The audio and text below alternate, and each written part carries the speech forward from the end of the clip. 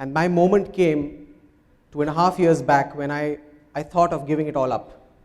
And I was not clear what I wanted to do, and I just thought I need to do something meaningful in my life.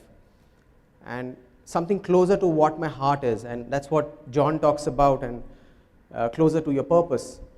The interesting thing was, I went to my boss and I told him, look, I want to quit.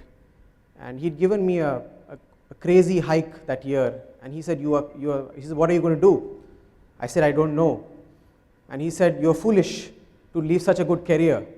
I was heading technology for one of these organizations, and I just felt like doing it, and I quit.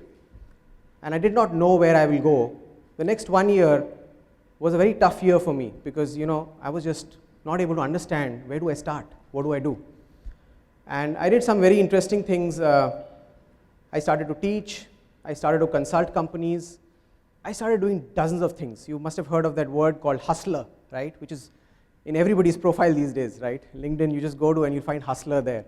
And I started doing a lot of hustling.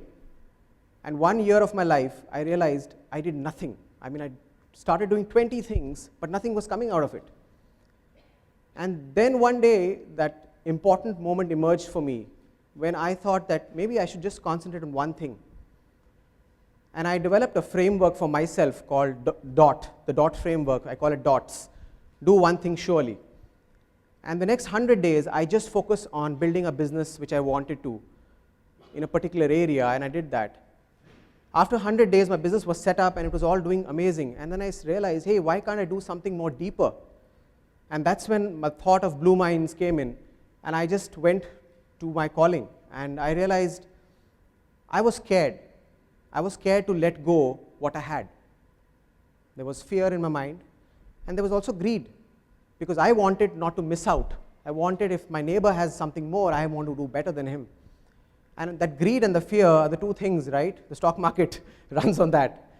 And I just ran in that direction, and I realized that I need to give that up. And that's when I kind of left that. In the meanwhile, what happened is my better half in life joined me. She also one day said, okay, I'm also quitting.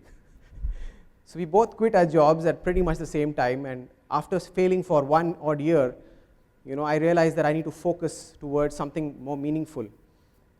As a kid, I write a lot. I've been writing for 30 years now. And I thought maybe I should just start writing. And I also wanted to make a difference in the lives of people. I started doing that, and I thought, let me choose LinkedIn as the platform to do that. So I just started to do that in the same passion in which I built that business. I did that for 100 days, and I realized something just changed.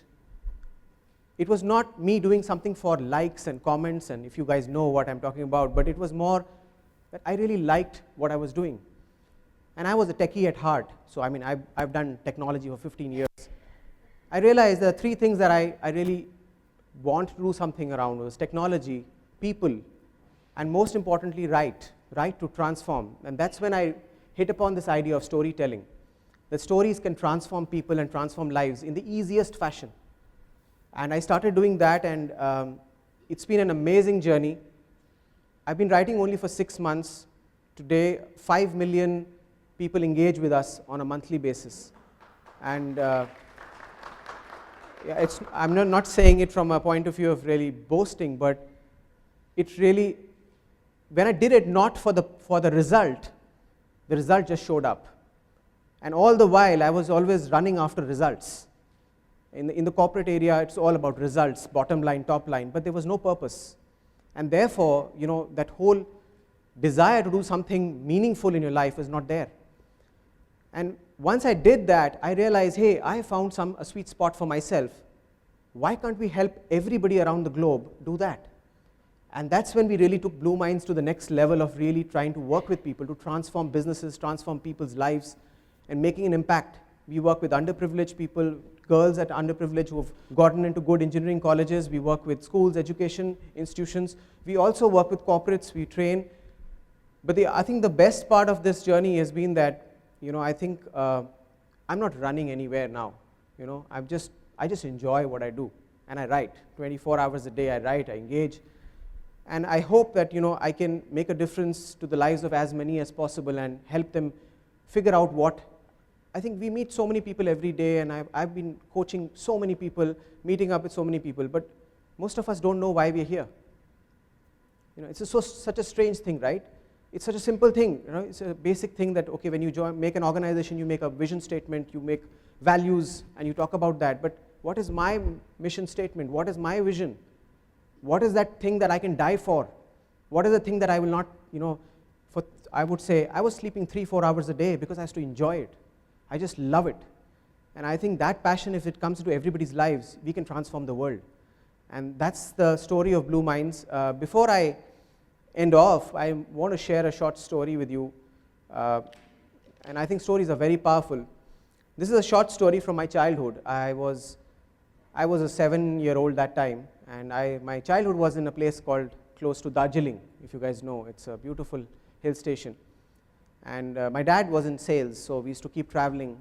And as luck would have it, one of my uncles was driving a Ambassador. In those times, we just used to have those traditional Ambassador cars. And while he was driving that car, he was a very fast and rash driver, and I was a little scared. I was a single child, so grew up in a very protected environment, and I used to feel very scared when things would happen.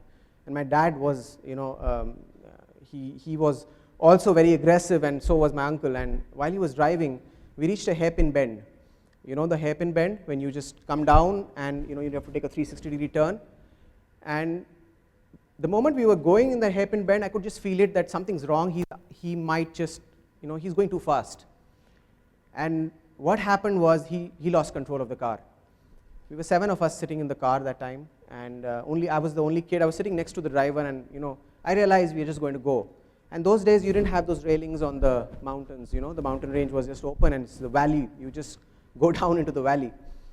And then suddenly I saw this uncle of mine. He started steering the car in a particular direction. For a second I couldn't understand what is he trying to do, but then I realized he saw a small tree there, the dried up tree, right, Sukhe Ped. There was a small tree there at the edge of that mountain, and I realized he's trying to maybe going to take the car in that direction. Maybe the tree will save us. I looked at the tree and I said, hey, this tree can't save us. It's just dried up. It's got nothing in it. And what happened is the car went and he hit the tree. The tree got uprooted, fell off, but the car stopped.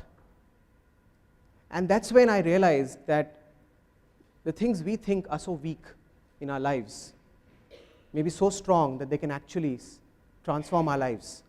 And we all have these weak trees in our life, which we think are weak, but the tree was so strong, it saved 7 lives. And I think that's the power of small things also in life. After that, whenever I would see a tree, I would water it, because I realized, that tree could save somebody else's life. And so these small things are so important in our lives, and we sometimes feel they're not important at all. When I started to write also, I started writing small stories, because everybody writes books, right? It's very fashionable also and great to write books, and also some people have that appetite to write books. John has written so many of them. And I went to somebody who, I told him that, look, he said, you got to write the first 100 pages first. And I would get stuck at 20. And I just started thinking, what's not working for me may not be meant for me. I never knew, I never dreamt this could happen. I'd heard of what is going viral. but when I went viral, I realized it's got such amazing power. And I think this is the digital era where each one of us has access to this. And we can transform the world just sitting at home. You don't need to do anything, just sit at home, you have an idea, you build on it, and you can transform the world. So that's it. This is what I wanted to share with you. Thank you so much for coming down. I know time is precious, but I hope you find your time, that important moment that will emerge in your life, and that will change your life and change the lives of so many people. Thank you so much.